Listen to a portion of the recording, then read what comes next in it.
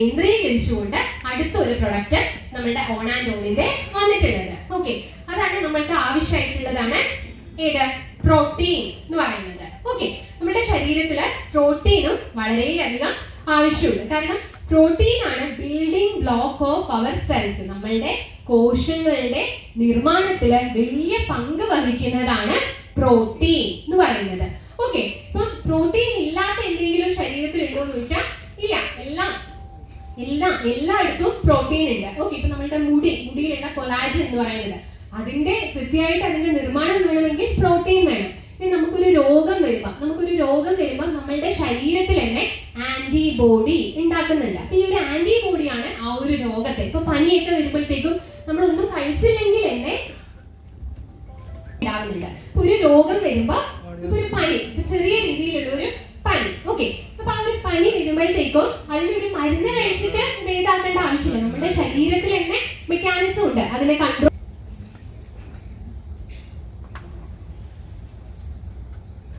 Okay, ആദ്യമായിട്ടുള്ളതാണ് വെയ് Soy protein എന്ന് പറഞ്ഞിട്ട്. Okay, അപ്പൊ ആദ്യമായിട്ടുള്ള വെയ് പ്രോട്ടീൻ നമുക്ക് നോക്കാം. അപ്പൊ വെയ് പ്രോട്ടീൻ എന്ന് പറയുന്നത് പാലിൽ നിന്നും എടുത്തിട്ടുള്ളതാണ്. ഓക്കെ, അപ്പൊ ഈ വെയ് പ്രോട്ടീനില് 9 അമിനോ ആസിഡ്സ് അടങ്ങിയിട്ടുണ്ട്. അമിനോ ആസിഡ്സ് എന്ന് പറയുമ്പോൾ വാല്യൂസ് എന്തിനാണ് നല്ലത്? ദിവസം ഞാൻ റെസ്റ്റ് എടുക്കാം വിചാരിച്ചാൽ നമ്മൾ എന്താവും? നമ്മൾ മരിച്ചു പോകും അല്ലെ? ഒരു ദിവസമല്ല, ഒരു സെക്കൻഡില് എന്തെങ്കിലും ഹൃദയ ഇടുപ്പില് ആ ബ്ലഡ് ഫ്ലോ, ആ ഒരു ഹൃദയത്തിന്റെ ആരോഗ്യം അപ്പൊ നമ്മൾ ഉറപ്പാക്കണ്ടേ? വേണം. അപ്പൊ ആ ഹൃദയത്തിന്റെ ആരോഗ്യം ഉറപ്പാക്കണമെങ്കിൽ എന്തൊക്കെയാണ് വേണ്ടത്? നല്ല രീതിയിലുള്ള സ്ട്രോങ് ആയിട്ടുള്ള മസിൽസിന്റെ ആവശ്യമുണ്ട്. ഓക്കെ, അതുപോലെ തന്നെ രക്തക്കുഴലുകളിലൂടെ ഈ രക്തം ഇങ്ങനെ പോകുമ്പോൾ എന്തെങ്കിലും തരത്തിലുള്ള കൊഴുപ്പോ എന്തെങ്കിലും അടിഞ്ഞു കൂടുമ്പോഴാണ് എന്തുണ്ടാവുക? ഇപ്പൊ എന്തെങ്കിലും ഒരു കൊഴുപ്പ് അടിഞ്ഞു കൂടുമ്പോൾ ഇപ്പൊ നമ്മളുടെ ഒരു ഓസ്, നമ്മുടെ പൈപ്പ് ഒന്ന് വിചാരിക്കും. ആ പൈപ്പിന്റെ അകത്ത് എന്തെങ്കിലും അടിഞ്ഞു കൂടിയിട്ടുണ്ടെങ്കിൽ ഇപ്പുറത്തെ ഭാഗത്തൂടി ഈ വെള്ളം വരുന്നതിന്റെ അളവ് എങ്ങനെ ഉണ്ടാവും? കുറയും അല്ലെ? അപ്പൊ അതേപോലെ തന്നെയാണ് നമ്മളുടെ രക്തക്കുഴലുകളിലും എന്തെങ്കിലും തരത്തിലുള്ള കൊഴുപ്പ് അടിഞ്ഞു കൂടിയിട്ടുണ്ടെങ്കിൽ നമ്മുടെ ഹൃദയം എന്ത് ചെയ്യും? കുറച്ചുകൂടി ശക്തിയായിട്ട് പ്രഷർ ചെലുത്തിയിട്ട് രക്തം അങ്ങോട്ടേക്ക് പോകാനായിട്ട് തുടങ്ങും. അപ്പൊ ബ്ലഡ് പ്രഷർ വർദ്ധിക്കും. ഓക്കെ, അപ്പൊ അതുപോലെ ആ ബ്ലോക്ക് വർദ്ധിച്ച് വന്ന്, അതായത് ആ ഒരു കൊഴുപ്പ് വർദ്ധിച്ചു വരുമ്പോഴത്തേക്കും അങ്ങോട്ടേക്കുള്ള ആ ഒരു രക്തസഞ്ചാരം കംപ്ലീറ്റ് ആയിട്ട് നിൽക്കും. അപ്പൊ അങ്ങനെ വരുമ്പോ ആ കോശം എന്താവും? മരണപ്പെടുകയും ചെയ്യും. അപ്പൊ അത് ഏത് കോശത്തിലേക്കുള്ള ആ ഒരു ബ്ലഡ് സപ്ലൈ ആയിരുന്നു എന്നതിനനുസരിച്ച് അതാത് ലക്ഷണങ്ങൾ കാണും. ഇപ്പൊ ബ്രെയിനിലൊക്കെ ആണെങ്കിൽ സ്ട്രോക്ക്, പാരാലൈസിസ് പോലുള്ള പ്രശ്നങ്ങളൊക്കെ ഈ പറയുന്ന എന്തെങ്കിലും തരത്തിലുള്ള ആ രക്തക്കുഴലുകളിൽ അടിഞ്ഞുകൂടി അങ്ങോട്ടേക്ക് രക്തം വരാതിരിക്കുമ്പോൾ ഉണ്ടാകുന്ന പ്രശ്നങ്ങളാണ്. ഓക്കെ, ഇതൊക്കെ വരാതിരിക്കണം. നല്ല രീതിയിൽ രക്തക്കുഴലുകളിലൂടെ സഞ്ചരിക്കണം. ഹൃദയം നല്ല രീതിയിൽ ബ്ലഡിനെ പമ്പ് ചെയ്തുകൊണ്ടിരിക്കണം. അപ്പൊ ഇതൊക്കെ നമ്മൾ ഉറപ്പാക്കേണ്ടതായിട്ടുണ്ട്. അപ്പൊ ഇതിനൊക്കെ ഉറപ്പാക്കാനായിട്ടുള്ള ഒരു പ്രൊഡക്റ്റ് ആണ് നമ്മളുടെ വെൽ ഹാർട്ട് അല്ലെ? ആ പേരിൽ തന്നെ ഉണ്ട് അല്ലെ? വെൽ ഹാർട്ട്, ഹൃദയത്തിന്റെ വെൽനെസ്സിന് വേണ്ടിയിട്ട്, ഹൃദയത്തിന്റെ ആരോഗ്യത്തിന് വേണ്ടിയിട്ടുള്ള ഒരു പ്രൊഡക്റ്റ് ആണ് നമ്മളുടെ വെൽ ഹാർട്ട്. ഓക്കെ, അപ്പൊ അവിടെ നിങ്ങൾ ശ്രദ്ധിക്കണം, ഒരിക്കലും എന്ത് കാർഡിയാക് അറസ്റ്റ് എന്നൊന്നും അല്ല, അല്ലെങ്കിൽ ആന്റി കാർഡിയാക് അറസ്റ്റിന് ഉള്ള ഒരു പ്രൊഡക്റ്റ് എന്നൊന്നും അല്ല അതിന്റെ പേര്. വെൽനെസ് ഓഫ് ദ ഹാർട്ട് അല്ലെ? വെല്ലായിരിക്കണം, നല്ല ആരോഗ്യത്തോടു കൂടി ഇരിക്കണം ഹാർട്ട്. അതിന് വേണ്ടിയിട്ടുള്ള പ്രൊഡക്റ്റ് ആണ് നമ്മളുടെ വെൽ ഹാർട്ട്. ഓക്കെ,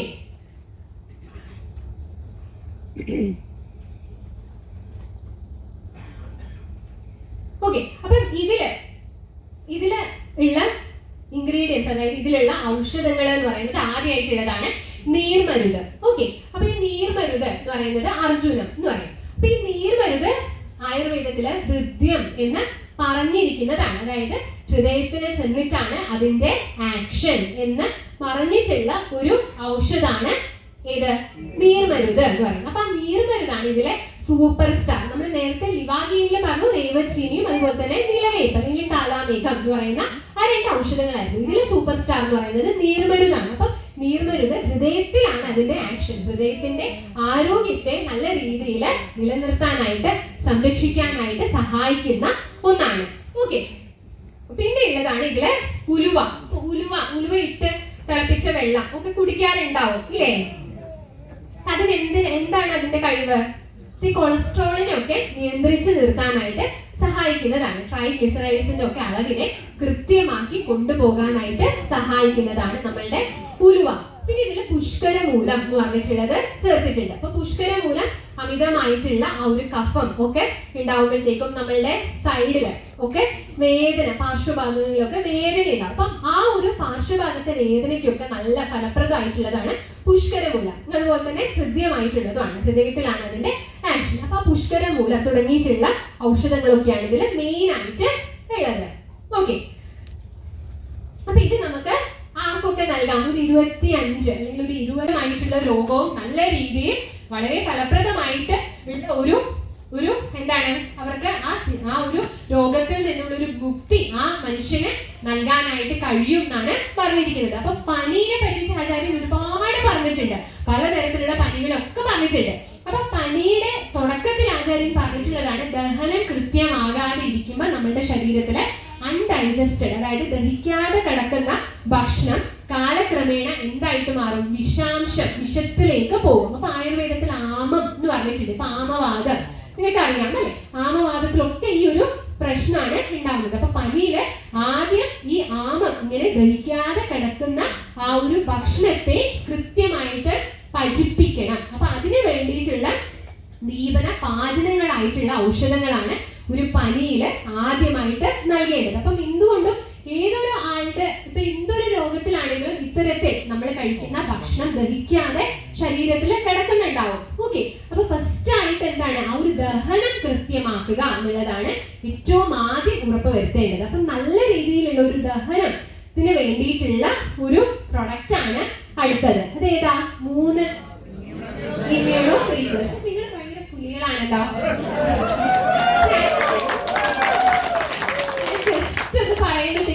അടുത്ത ക്ലൂ ഇങ്ങനെ ഇത് പറയേണ്ടി വരും എന്ന് വിചാരിച്ചാണ് ഞാൻ പറയുന്നത്. പക്ഷെ അപ്പൊ തന്നെ നിങ്ങൾ പറയുന്നു കറക്റ്റ് ആയിട്ട്. ഓക്കെ, അപ്പൊ അതാണ് നമ്മളുടെ ഇമ്മ്യൂണോ 3+. അപ്പൊ എന്താ ഈ 3 ഇതില്? ഓക്കെ, എല്ലാം പഠിച്ചു വന്നിരിക്കുക. പിന്നെ ഇതിന് എന്റെ ക്ലാസിന്റെ ആവശ്യം. ഓക്കെ, അപ്പൊ 3 എന്തൊക്കെയാണ്? ത്രിഫലങ്ങളാണ്. ഓക്കെ, കടുക്ക, നെല്ലിക്ക, താനിക്കയാണ് ഇതില് അടങ്ങിയിട്ടുള്ളത്. അപ്പൊ ഈ കടുക്ക, നെല്ലിക്ക, താനിക്ക ആയുർവേദത്തില് ഫലങ്ങളിലെ ശ്രേഷ്ഠം എന്ന് പറഞ്ഞിരിക്കുന്നതാണ്. ഓരോന്നിലും ശ്രേഷ്ഠമായിട്ട് എടുത്തു പറഞ്ഞിട്ടുണ്ട് ആചാര്യൻ. അതില് ഫലങ്ങളിലെ ശ്രേഷ്ഠമാണ് ത്രിഫല എന്ന് പറയുന്നത്, ഈ 3 ഫലങ്ങൾ. ഓക്കെ, അപ്പം ഈ കടുക്ക, നെല്ലിക്ക, താനിക്ക നമ്മളുടെ ദഹനം കൃത്യമാക്കാനായിട്ട് സഹായിക്കുന്നതാണ്. ഇപ്പൊ പലതരത്തിലുള്ള ദഹന സംബന്ധമായിട്ടുള്ള പ്രശ്നങ്ങൾ എന്തൊക്കെയാണ്? ആൾക്ക് മലം അല്ലെ ഭയങ്കര, ഇപ്പൊ എല്ലാവർക്കും ഉള്ള പ്രശ്നം. ഇപ്പൊ എന്തോ രോഗമായിട്ട് വന്നോട്ടെ, അവരുടെ ശോധനം എങ്ങനെയാണ് എന്ന് ചോദിക്കുമ്പോഴത്തേക്കും പറയുന്നതാണ് മലം പോകുന്നതിൽ ഭയങ്കര പ്രശ്നമുണ്ട് ഡോക്ടറെ. ഒരു 2 ദിവസമൊക്കെ കൂടുമ്പോഴാണ് പോകുന്നത്. അതും ബാത്റൂമിൽ 1 മണിക്കൂറൊക്കെ നേരം ഇരുന്ന് വളരെ കഷ്ടപ്പെട്ട് ബുദ്ധിമുട്ടിയിട്ടാണ് മലം പുറത്തേക്ക് പോകുന്നത്. ഇനി വേറെ വിഭാഗം ആൾക്കാരുണ്ട്, എന്ത് കഴിച്ചാലും അപ്പം പോകണം, ബാത്റൂമിൽ പോകണം എന്നുള്ള ആൾക്കാർ. ഇപ്പൊ രാവിലെ നമ്മള് ഭക്ഷണം കഴിച്ച് കഴുകാനായിട്ട് പോകുമ്പോഴത്തേക്കും ബാത്റൂമിലേക്ക് പോകണം എന്നുള്ളൊരു അർജ വരികയാണ്, ആ ഒരു ഫീലിംഗ് ഉണ്ടാവുകയാണ്. മല പോകുന്നുണ്ട്. ചില ആൾക്കാർക്കാണെങ്കിലോ ഭയങ്കര ലൂസ് ആയിട്ടായിരിക്കും മോഷൻ പോവുക. ഓക്കെ, അപ്പൊ ഇത്തരത്തിലുള്ളത് ഇപ്പൊ ഇതൊക്കെ IBS ഇറിറ്റബിൾ ബവൽ ഡിസീസസിന്റെ വിഭാഗത്തില് വരുന്നതാണ്. ഓക്കെ, അതുപോലെ തന്നെയാണ് ഈ മലം ഇങ്ങനെ കട്ടിയായിട്ട് ഇരുന്ന് ആള് ഭയങ്കര സ്ട്രെയിൻ ചെയ്തിട്ട് മലം പോകുന്നത്, ബാത്റൂമിൽ 1-2 മണിക്കൂറൊക്കെ ഇരുന്ന് മലം പോകുന്ന ആൾക്കാരില് കുറെ കാലങ്ങളായിട്ട് അവരുടെ ഈ ഒരു ചരി ഇങ്ങനെ പോയിക്കൊണ്ടിരിക്കുകയാണ്. ഇതിന്റെ ഭാഗമായിട്ട് അവർക്ക് എന്ത് രോഗം വരാനുള്ള ചാൻസ് ഉണ്ട്? അർഷസ്, മൂലക്കുരു വരാനായിട്ടുള്ള ചാൻസസ് ഉണ്ട്. അപ്പൊ അർഷസിൽ ഏറ്റവും ആദ്യം ഉള്ള കാരണം എന്ന് പറയുന്നത് ഇതാണ്, അവരുടെ മലം ശോധനം കൃത്യമായിട്ടല്ല. ഈ ബാത്റൂമിൽ 1-2 മണിക്കൂർ പോയി ഇരുന്ന് സ്ട്രെയിൻ ചെയ്യുകയാണ്. അപ്പൊ അവിടുത്തെ മസിൽസ് ഒക്കെ വീക്കൻ ചെയ്തിട്ട് ആ ബൾജിങ് ഔട്ട് വരികയാണ് ചെയ്യുന്നത്. ഓക്കെ, അർഷസിലൊക്കെ ഉണ്ടാകുന്നത്. അപ്പൊ ഇത്തരത്തിലുള്ള പ്രശ്നങ്ങളിലേക്കൊക്കെ പോകുന്നതിനൊക്കെ നല്ല രീതിയിൽ ഉപയോഗിക്കാൻ പറ്റിയ ഒന്നാണോ ഇത്? ആണോ? യെസ് ആണോ? ഇത് മാത്രം മതിയോ? ഇല്ല, അതാണ് ഞാൻ ആദ്യം തന്നെ എടുത്തു പറഞ്ഞത്. എന്താ, നമ്മുടെ ഫസ്റ്റ് എയ്ഡ് ബോക്സിൽ വെക്കാൻ പറ്റിയിട്ടുള്ള പ്രൊഡക്റ്റ് ആണ്. അപ്പൊ ഫസ്റ്റ് എയ്ഡ് ബോക്സിൽ വെക്കാന്ന് വെച്ചാൽ അതാണോ നമ്മുടെ എന്താണ് നമ്മളുടെ ഫുൾ ലൈഫ് ലോങ് ഉപയോഗിക്കാൻ പറ്റിയത് എന്നല്ല. പെട്ടെന്നൊന്ന് വരുമ്പോൾ നിങ്ങൾക്ക് എന്ത് ചെയ്യാൻ പറ്റും? ഒരു മുറിവ് വന്നിട്ടുണ്ടെങ്കിൽ എന്ത് ചെയ്യാൻ പറ്റും? വേദന വന്നിട്ടുണ്ടെങ്കിൽ എന്ത് ചെയ്യാൻ പറ്റും എന്നുള്ളതാണ്. ഓക്കെ, അപ്പൊ ഈ വേദന എന്ന് പറയുന്നത് ബോഡി സിഗ്നൽ തരുന്നതാണ്. എടുക്കുന്നു എന്നതുകൊണ്ട് നിങ്ങൾ എന്താണ് ആ ഭാഗത്തിന് എന്തോ തരത്തിലുള്ള ഒരു പ്രശ്നം ഉണ്ടായിട്ടുണ്ട്. ഓക്കെ, അപ്പൊ അവിടെ നമ്മൾ കൃത്യമായിട്ടുള്ള ഒരു ട്രീറ്റ്മെന്റ് ചെയ്യേണ്ടതായിട്ട് ഉണ്ട്. ഓക്കെ, അപ്പൊ എന്താണ് ആ ആൾക്ക് ഇങ്ങനെ നമ്മളിപ്പം ഓക്കെ നോവേദന ജെല്ല് പുറമെ പുരട്ടി നോവേദന ക്യാപ്സ്യൂൾസും അകത്തേക്ക് കഴിച്ചുകൊണ്ട് കുഴപ്പമില്ലെങ്കിൽ നിങ്ങൾ ചെയ്താൽ മതി എന്ന് പറഞ്ഞിട്ടുണ്ടെങ്കിൽ എന്താണ് ആളുടെ രോഗം പ്രോഗ്രസ് ആയിക്കൊണ്ടിരിക്കും. ഓക്കെ, ഇപ്പം എന്താണ് യൂറിക് ആസിഡ് മൂലം ഉണ്ടാകുമ്പോൾ ഗൗട്ടി ആർത്രൈറ്റിസ് ഒക്കെ ഉണ്ട്. ഓക്കെ, അപ്പൊ അത്തരത്തിലുള്ള പ്രശ്നങ്ങൾക്കൊക്കെ നമ്മൾ ഇത് മാത്രം കൊടുത്തത് കൊണ്ട് കാര്യമില്ല, അതിൻ്റെതായിട്ടുള്ള ട്രീറ്റ്മെന്റ് അവിടെ എടുക്കണം. ഇനി IVDP ഇന്റർവെർട്ടിബ്രൽ ഡിസ്ക് പ്രൊലാപ്സ്, ഡിസ്കിൽ ഉണ്ടാകുന്ന പ്രൊലാപ്സിൽ നമ്മൾ ഇത് മാത്രം കൊടുത്തതുകൊണ്ട് കാര്യമുണ്ടോ? ഇല്ല. അപ്പൊ അതിന് അതിൻ്റെതായിട്ടുള്ള ചികിത്സ ഇപ്പൊ ആയുർവേദത്തിൽ തന്നെയാണെങ്കിൽ എല്ലാ തരത്തിലുള്ള വേദനയ്ക്ക് ഇന്ന കഷായം മാത്രം അങ്ങനെയല്ല, വേദനയിൽ തന്നെ പലതരത്തിലുള്ള വേദനയുണ്ട്, ഓരോ ഭാഗങ്ങളിലുള്ള വേദനയുണ്ട്. അപ്പൊ അതിനനുസരിച്ചിട്ട് ഓരോരോ ആൾക്കാരുടെ പ്രകൃതി അനുസരിച്ചിട്ട് പല വ്യത്യാസപ്പെട്ടിട്ട് ഒരുപാട് കഷായങ്ങള്, ഗുളികകള്, ചൂർണങ്ങള്, അരിഷ്ടങ്ങള്, തൈലങ്ങള്, ലേഹ്യങ്ങൾ ഒക്കെ ഉണ്ട് ആയുർവേദത്തില്. ഓക്കെ, അപ്പൊ അതേപോലെ തന്നെയാണ് ഇപ്പൊ എന്ത് വേദനയ്ക്കും നോവേദന ചെല്ലും രക്ഷയ്ക്ക് വേണ്ടിയിട്ടുള്ളതാണ്. അനീമിയ എപ്പോഴാണ് ഉണ്ടാവുക? പലതരത്തിലുള്ള പ്രശ്നങ്ങളില് അനീമിയ ഉണ്ടാകും. ഒരുപാട് തരത്തിലുള്ള അനീമിയ ഉണ്ട്.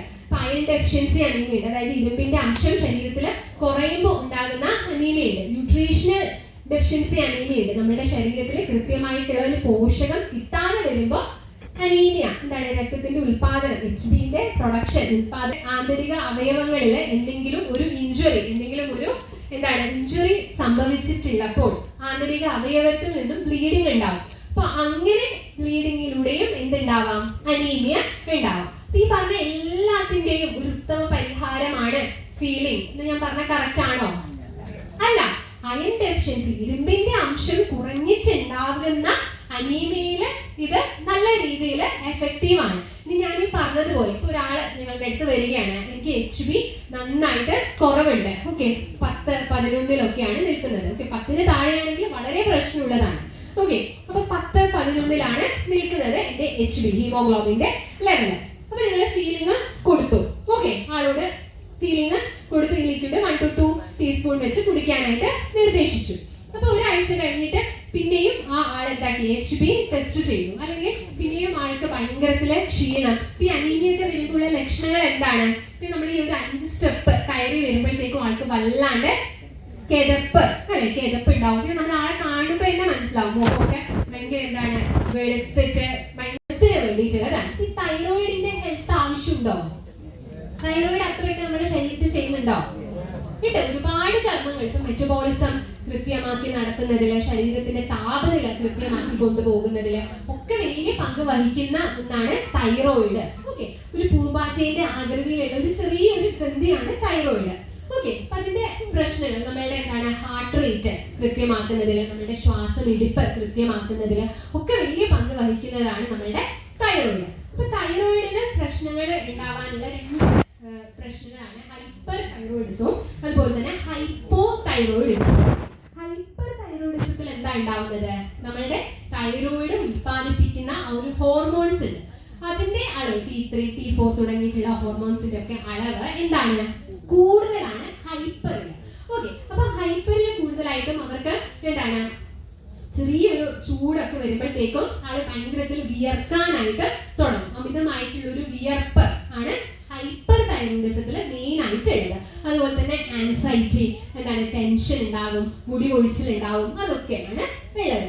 ഇനി ഹൈപ്പോ തൈറോയിഡിസത്തിൽ എന്താണ് ആ ഹോർമോൺസിന്റെ അളവ് കുറവാണ് ഉള്ളത്. അപ്പൊ ഹൈപ്പോ തൈറോയിഡിസത്തിലാണെങ്കിൽ ഉറക്കക്കുറവ് ഉണ്ടാവാം, സ്കിന്നൊക്കെ ഭയങ്കര ഡ്രൈ ആയിട്ട് ഉണ്ടാകും. ഓക്കെ, അതുപോലെ തന്നെ ചെറിയൊരു ഇപ്പം ഈ ഒരു AC ഇരിക്കുമ്പോൾ ആളിങ്ങനെ വിറക്കാൻ തുടങ്ങും. മറ്റേ എന്താണ് അമിതമായിട്ടുള്ള വിയർപ്പായിരുന്നു. ഇവിടെയാണെങ്കിലോ ഭയങ്കര വിറയൽ, അതായത് കോൾഡ്, അതായത് എന്താണ് തണുപ്പൊക്കെ വരുമ്പോഴത്തേക്കും ഭയങ്കര, അതായത് ആ ശരീര താപനില നിയന്ത്രിക്കുന്ന എന്നുള്ളൊരു കർമ്മം നമ്മുടെ തൈറോയിഡ് ചെയ്യുന്നുണ്ട്. അപ്പൊ അതിലുണ്ടാകുന്ന പ്രശ്നത്തില് ഇത്തരത്തിലുള്ള ആ ഒരു താപനിലയിൽ വ്യത്യാസം വരുമ്പോ എന്താണ് അതിനെ ഒന്ന് നിയന്ത്രിച്ചു കൊണ്ടുപോകാനായിട്ട് ശരീരത്തിന് പറ്റാതിരിക്കുക. അതുകൊണ്ട് പ്രൊമോട്ട് ചെയ്യുന്നതാണ് മന്ദാരം എന്ന് പറഞ്ഞിട്ടുള്ളത്. ഓക്കെ, മന്ദാരം അതിന്റെ ഇല കണ്ടിട്ടില്ലേ മന്ദാരത്തിന്റെ? അപ്പൊ അതിന്റെ ആ ഒരു തൈറോയിഡിന്റെ ഒരു ഷേപ്പാണ് അതിന് ഉള്ളത്, അല്ലേ? ഒരു പൂമ്പാറ്റേനെ പോലെ അല്ലേ അത്? അപ്പൊ ആ മന്ദാരമാണ് ആയിട്ടുള്ളത് തൈറോയിഡ് സംബന്ധമായിട്ടുള്ള രോഗങ്ങളിൽ മന്ദാരം വളരെയധികം എന്താണ് ബെസ്റ്റ് ആണ്. ഓക്കെ, പിന്നെ ഇതില് ത്രികടു അടങ്ങിയിട്ടുണ്ട്. പറഞ്ഞ മെറ്റബോളിസം ഒക്കെ കൃത്യമാക്കുന്നതിലൊക്കെ തൈറോയിഡ് വലിയ പങ്ക് വഹിക്കുന്നുണ്ട്. അപ്പൊ മെറ്റബോളിസം ദഹനം ഒക്കെ കൃത്യമാകാൻ വേണ്ടിയിട്ട് ഇതില് ചുക്ക് തിപ്പലി കുരുമുളക് അടങ്ങിയിട്ടുണ്ട്. ഓക്കെ, അപ്പൊ ഇത് ടൈ ഹെൽത്ത് ലിക്വിഡ് നമുക്ക് എങ്ങനെ ഉപയോഗിക്കാം? ഒരു 2 ടീസ്പൂൺ. ഇപ്പം ഈ പറഞ്ഞിട്ടുള്ള ഹൈപ്പോയിന്റും ഒക്കെ ഫസ്റ്റ് സ്റ്റേജിൽ ഓക്കെ ആദ്യമായിട്ട് ബ്ലഡ് ടെസ്റ്റ് ചെയ്തപ്പോൾ മനസ്സിലായിട്ടുള്ള ആ കണ്ടീഷൻസിലൊക്കെ നമുക്ക് ഫസ്റ്റ് സ്റ്റേജിൽ നമുക്ക് ഈ പൈ ഹെൽത്ത് 3 മാസക്കാലം ഓക്കെ 3 months കണ്ടിന്യൂസ് ഉപയോഗിക്കാനായിട്ട് പറയുക. 2 ടീസ്പൂൺ വീതം വെറും വയറ്റിലാണിത് ഉപയോഗിക്കേണ്ടത്. ഓക്കെ, അപ്പൊ അത്രയാണ് നമ്മളുടെ തൈ ഹെൽത്ത് 200 ml വരുന്ന നമ്മളുടെ തൈ ഹെൽത്ത് ലിക്വിഡ്. ഓക്കെ, ഇനി അടുത്തത് ഇതും നമുക്ക് നമ്മളുടെ ഫസ്റ്റ് എയ്ഡ് ബോക്സിൽ വെക്കാൻ പറ്റും. അവിടെ ഉണ്ട് അല്ലെ? അപ്പൊ അതിനായിട്ട് നമ്മളുടെ കഫ്നിൽ ഉപയോഗിച്ചിട്ടുള്ള ആടലോടകം, തുളസി ഒക്കെ നമ്മളുടെ ഇതില് ഉണ്ട്, ആയുശ്വാസില് അടങ്ങിയിട്ടുണ്ട്. ഓക്കെ, അതേപോലെ തന്നെയാണ് ത്രികടു, ചുക്ക് തിപ്പലി കുരുമുളക് ഉണ്ട്. അപ്പൊ അതിന്റെ ഗുണം നമ്മൾ ഓൾറെഡി പറഞ്ഞു. പിന്നെ ഇതില് നെന്മീനി വാകിയും അതുപോലെ തന്നെ മൂന്നാകും ഉണ്ട്. അപ്പൊ ഇത് രണ്ടും എന്താണ് നമ്മളുടെ ആ ലങ് ടിഷ്യൂ, നമ്മളുടെ ശ്വാസകോശത്തിന്റെ ആ ഒരു ആരോഗ്യത്തിന് അതിന്റെ ആരോഗ്യത്തെ സംരക്ഷിക്കുന്നതിൽ വലിയ പങ്ക് വഹിക്കുന്നതാണ് നെന്മേനി വാകിയും അതുപോലെ തന്നെ പൂനാകവും. ഓക്കെ, ആ ഒരു എനർജി പ്രൊവൈഡ് ചെയ്യാനാണ് പൂനാക. ഓക്കെ, അപ്പൊ ഇത്രയാണ് ഇതില് മെയിൻ ആയിട്ട് ഉള്ളത്. ഓക്കെ, ഉള്ള ആൾക്കാരില് അവർ ഓൾറെഡി കഴിച്ചുകൊണ്ടിരിക്കുന്നത് കണ്ടിന്യൂ ചെയ്തുകൊണ്ട് നമ്മളുടെ ആയുശ്വാസം അവർക്ക് നിർദ്ദേശിക്കാം. അപ്പൊ ഒരു 6 മാസമൊക്കെ കൃത്യമായിട്ട് ഉപയോഗിച്ചാൽ മാത്രമേ ഈ ആസ്മയ്ക്കൊക്കെ നല്ലൊരു റിസൾട്ട് ഉണ്ടാവുകയുള്ളൂ. ഓക്കെ, പിന്നും കരുതി ഇത് ഒട്ടും നല്ല എനർജി അവർക്ക് ഉണ്ടാവുന്നതായിട്ട് അനുഭവപ്പെടും. അപ്പൊ അതൊക്കെ ഉപയോഗിക്കുകയാണെങ്കിൽ കണ്ടിന്യൂസ് ആയിട്ട് അത് ടെസ്റ്റോസ്റ്റിറോണിന്റെ ഒക്കെ അളവ് കൃത്യമായിരിക്കണം. ഓക്കെ, അപ്പൊ അതൊക്കെ കൃത്യമാക്കാനായിട്ട് സഹായിക്കുന്നതാണ് നമ്മുടെ സഫേദ് ഇല. അതുപോലെ തന്നെ കേസർ ഇതിൽ അടങ്ങിയിട്ടുണ്ട്. ഓവറോൾ ആ ഒരു സ്ട്രെങ്ത്തിന് വേണ്ടിയിട്ട് സഹായിക്കുന്നതാണ്. സർക്കുലേഷൻ, മൈക്രോ സർക്കുലേഷൻ കൂട്ടുന്നുണ്ട്. നീർമരുത് ഇതിൽ അടങ്ങിയിട്ടുണ്ട്. ഓക്കെ, അതായത് ആ ഒരു പമ്പിങ് പവർ ഒക്കെ വർദ്ധിക്കണം. അതിനു വേണ്ടിയിട്ട് ഇതില് അർജുനം ഇതില് ചേർത്തിട്ടുണ്ട്. ഓക്കെ, അപ്പൊ അത്രയാണ് നമ്മളുടെ മെയിൻ ആയിട്ട് ഉള്ളത്. അപ്പൊ ഇതൊരു ഇത്തരത്തിലുള്ള ചെറിയ രീതിയിലൊക്കെയുള്ള പ്രശ്നത്തിലാണ് ഓക്കെ ഇറക്ഷൻ സംബന്ധമായിട്ടുള്ള ഒരു എനർജി കുറവ്, അത്തരത്തിലുള്ള പ്രശ്നങ്ങൾക്കൊക്കെ നമുക്കിത് ഉപയോഗിക്കാവുന്നതാണ്. 1 to 2 ക്യാപ്സ്യൂൾസ് വെച്ചിട്ട് രാവിലെയും രാത്രിയും ആഹാരത്തിന് ശേഷം ഉപയോഗിക്കാവുന്നതാണ്. അപ്പൊ അത് കൊണ്ട് മാത്രം കാര്യമുണ്ടോ? ഇല്ല, ആൾക്ക് നമ്മൾക്ക് അതിന്റെ കൂടെ അത്തരത്തിലുള്ള പ്രശ്നമുള്ളവർക്ക് ന്യൂട്രീഷന്റെ അഭാവം കൂടി ഉണ്ട്. അപ്പൊ നമുക്ക് പ്രോട്ടീൻ പൗഡർ നൽകാൻ പറ്റും, ന്യൂട്രി ലൈഫ് നൽകാൻ പറ്റും. ഓക്കെ, അപ്പൊ ഈ ഒരു 3ന്റെ കോമ്പിനേഷൻ, കാരണം അവരുടെ ന്യൂട്രീഷൻ ഒക്കെ കൃത്യമാകണം. ഓക്കെ, ഇനി ആൾക്കാർക്ക് ഇപ്പൊ ഞാൻ പറഞ്ഞു സ്ത്രീകൾക്ക് വന്ധ്യത ഉള്ളതുപോലെ തന്നെ പുരുഷന്മാർക്കും ഉണ്ട്. അപ്പൊ അവർക്ക് എന്താണ് സ്പേംസ്, ശുക്ലത്തിൽ ഉണ്ടാകുന്ന കുറവ്. ഓക്കെ, സ്പേംസിൽ ഉണ്ടാകുന്ന ഒരു കുറവ്. അപ്പൊ അതിന് ഇത് ഉപയോഗിച്ചത് കൊണ്ട് അത്ര ഫലപ്രദമാണോ? അല്ല. അപ്പൊ അതിന് നമുക്ക് ആയുർവേദത്തിൽ ഒരുപാട് നല്ല രീതിയിലുള്ള എന്താണ് മെഡിസിൻസ് ഉണ്ട്. അപ്പൊ അത്തരത്തിൽ ഇപ്പൊ എന്താണ് അസൂസ്പെർമിയ എന്ന് പറയും. സ്പേംസിന്റെ ഉൽപാദനം തീരെ നടക്കുന്നില്ല, അല്ലെങ്കിൽ സ്പേംസിന്റെ ഉൽപാദനം കുറയുമ്പോൾ ഒലിഗോസൂസ്പെർമിയ ഒക്കെ ഉണ്ട്. ഓക്കെ, അപ്പൊ അത്തരത്തിലുള്ള പ്രശ്നങ്ങളിലൊക്കെ നല്ല രീതിയിലുള്ള ട്രീറ്റ്മെന്റ്, കാരണം അത് വളരെ നല്ല രീതിയിൽ ആയുർവേദത്തിലൂടെ ചികിത്സിച്ച് ഭേദമാക്കാനായിട്ട് സാധിക്കും. ഓക്കെ, അപ്പൊ അത്രയാണ് നമ്മളുടെ മാൻ ശക്തി മാൻ. ഓക്കെ, ഇനി അടുത്തതായിട്ടുള്ള ഒരു സൂപ്പർ സ്റ്റാർ ആയിട്ടുള്ള ഒരു പ്രൊഡക്റ്റ് ആണ് നമ്മളുടെ